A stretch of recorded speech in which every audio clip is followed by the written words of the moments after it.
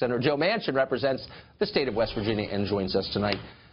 Senator, thanks a lot for coming on. You're the Intelligence Committee. Well, it's good to be with you, read into this. Very good to be with you. So what did you make, first off, of what Professor Cohen just said, that he believes that President Trump's foreign policy objectives, at least some of them in Syria, for example, were thwarted by members of his administration staff working in the agencies who disagreed with him? Well, you know, I can go back I was listening to the whole interview you had with him.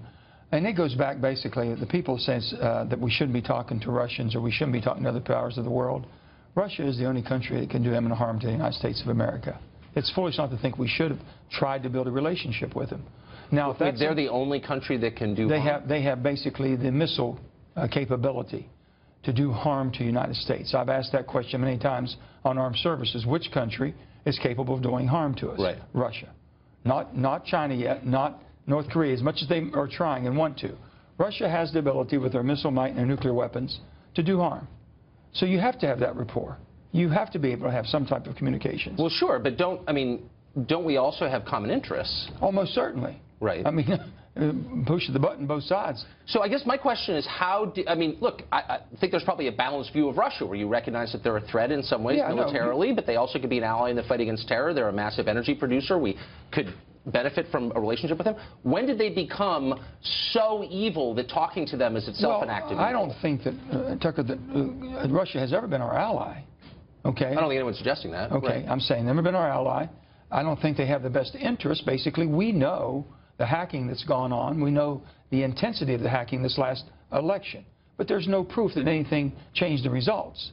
President Trump won by 43% in West Virginia. I can assure you that that couldn't have altered that outcome. So you don't think the Russians were involved in the voting in West Virginia at all? I don't think that they were involved in the outcome. We have seen no proof that basically their involvement, their intent to be involved, changed the outcome of the election.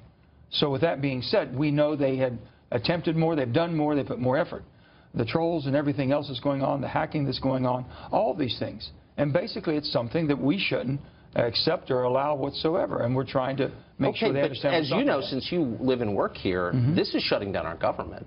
And I think the Trump administration is partly at fault. I think the president's tweets are totally counterproductive, and there are lots of things you could say about his conduct that are unflattering.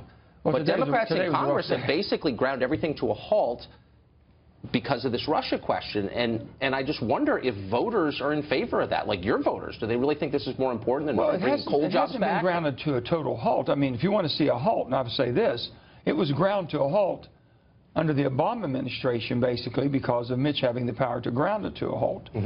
Two wrongs don't make a right, and I'm the first to tell you that. I didn't like what happened the last 8 years, the last 4 years that I was there, and now what's happening today. But you're hearing Democrats say that they won't vote on an FBI director until we get an independent investigation of Russia. First of all, I think it's important that we have a special prosecutor. Some people don't believe that, okay? I respect that. The bottom line is me stopping government. If you give me a good centrist, as far as an FBI director, doesn't have any context, not politically tied, right? We should vote for him. Yeah, regardless of whether there's an independent prosecutor. But that's mine. That's mine. I'm kind of doing my own thing, which I always have. But I guess what I'm saying is, I'm not saying that the Russia question should be ignored. I don't know what's at the bottom of it. I don't think anybody does. I resent people pretending they do when they don't. But let's look into it. But is it more important than the stated goals of the administration, or, I don't know, the opioid crisis in your state, or persistent unemployment? All these things are important. Right, okay. So, but Russia seems like the most important by far to the Democratic Party right now. The report that came out this morning, today's a bad day. We've been hearing things that seem like hour upon hour coming out. I'm on the Intelligence Committee, and I've said this. There are 19 people privileged to classified information at that level. Supposedly that's what's all allowed. We were told very early on, if you discuss this, you can't discuss it with your colleagues and nobody else, staff, nobody. So we don't talk about things. Not supposed to talk about things. If we do, we'll get thrown off the committee. Right. If it's serious enough of what we reveal, then it could be further charges. So I've taken that very seriously. The president operates under a different set of rules than we do. I would like to say... Well, so do executive branch employees. I mean, everything that we're talking about now is the result of leaks, presumably by people who work for Donald Trump, career employees, I would bet, who are leaking this stuff and basically making it impossible to govern the United States government. My recommendation would be this. First of all, I have been out to visit all of our intel sites and meet with a lot of our intel people. They're the best in the world. they need to have some type of a correlation, a relationship, a dialogue. The president needs to patch this up. We've got the best, and we have people, basically, our allies around the world, Tucker, that have gone to battle with us.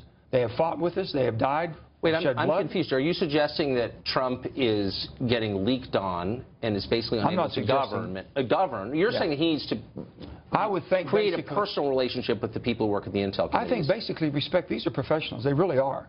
But even if he doesn't respect them or like them, they still work for him, and civilian control of government suggests they should do what he asks or leave, right? Isn't that the way it works? Well, you can take it that, but these are career professionals. But aren't they accountable to voters? Shouldn't they be accountable to voters? Well, they're accountable to the country. Everybody takes that oath as accountable to the country. The country comes first. Well, there's not one person, whether it's the president, me, or anybody else. It's the country that comes first. Of course. I'm just saying under our system, their boss is a guy who voters elect. In this case, Donald Trump, it was Barack Obama, it was Bush, it was Clinton, and they have to obey him because he was elected by voters. They weren't. And so when they ignore him or try to subvert him... Well, he makes the final determination basically what direction, but they're doing their job day in and day out. Right. Thank God for that. They're basically monitoring and talking with our other allies, gathering information that keeps America safe. Sure, but the elected guy gets to set the policies. They don't, do they?